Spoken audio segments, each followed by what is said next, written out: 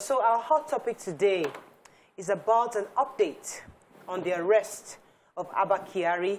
Nigerians are reacting to the claims made by the suspended Deputy Commissioner of Police's lawyer, saying that he's hypertensive and diabetic. Now, many are asking, why is it now that we're hearing about these illnesses? Why is it that the moment our public officials are faced with litigations, the next thing you hear is one ailment or the other? What is all this about? One day. Not even aside from what the act, the fact that the lawyers use all these technical jargons to delay justice. What are your thoughts on this?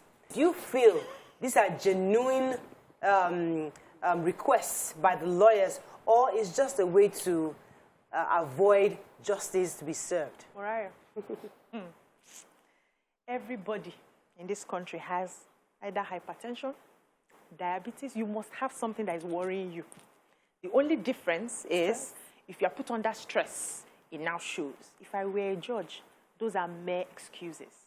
And that's why we say that our correctional facilities need to be equipped so that even if it's the diabetes you have or the high blood pressure that almost everybody is taking drugs, especially in Lagos, you will be in that correctional center and they will attend to you.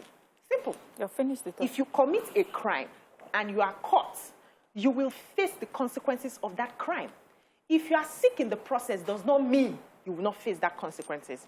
We will take you to where you are supposed to be chained or held, bound, or whatever it is, and you will be treated. It's as simple as that. You knew you had the high blood pressure. It didn't slow you down from committing the crime. Now it's time for consequences, and you want us to consider that. I think they should stop playing with us in this country. It's annoying. If I were a judge, they're going to hear Amo. My perspective of this is the job of a lawyer is to find loopholes for his clients. Yeah. True. And every law has loopholes. And then when I find that loophole, I glide my client through the loophole and help my client escape the toughest judgment possible. Yeah. That's why lawyers get paid so well. Can I pause you for a quick second? There's something called social responsibility. I'm going there. So, as a lawyer, it's your job. Don't you have that thin line between your job and what is socially responsible for you to do? Lawyers worldwide are technically called lawyers and liars because their job involves them not to, it's not about social responsibility. Lawyers are meant to defend even the worst criminals. Yes. And their job is to say, where in this law, even when I know my client killed somebody, where in this law can I put it under manslaughter, second degree? How can I find the softest landing for my clients? So that's the job of the lawyer. The job of a government is to ensure that if a lawyer is found guilty of bending the rules or conniving with doctors, the lawyer loses his license and faces the highest level of punishment possible. Because if you leave things to chance, the lawyer will take advantage of every opportunity to rescue his client because he's well paid. I don't have any problem with you using the law to protect your client. I have a problem with you conniving.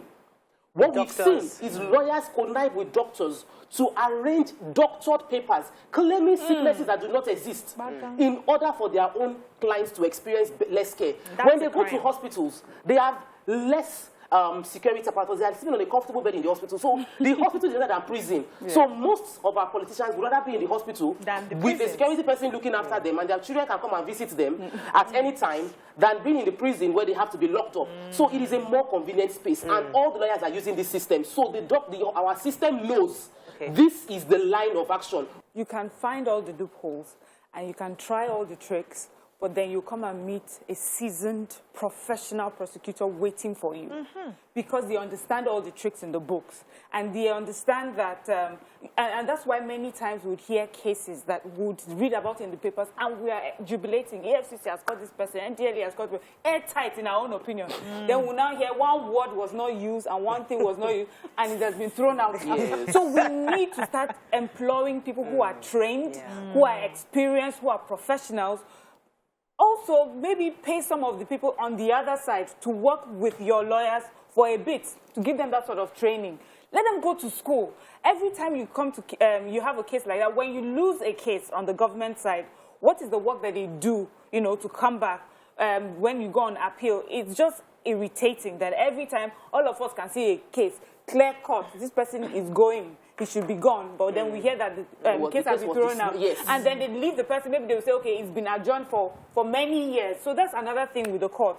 When you adjourn a case delayed for so many years, somebody that is a criminal that should not even be walking the street. So I'm happy even for these 14 days that they've extended and insisting that they stay in detention. Because for me, I think Abba Kyari is a flight risk. He may not be flying to America because he knows they're looking for him there, but he'll be going somewhere else. So it's important that we have trained professionals that defend our country.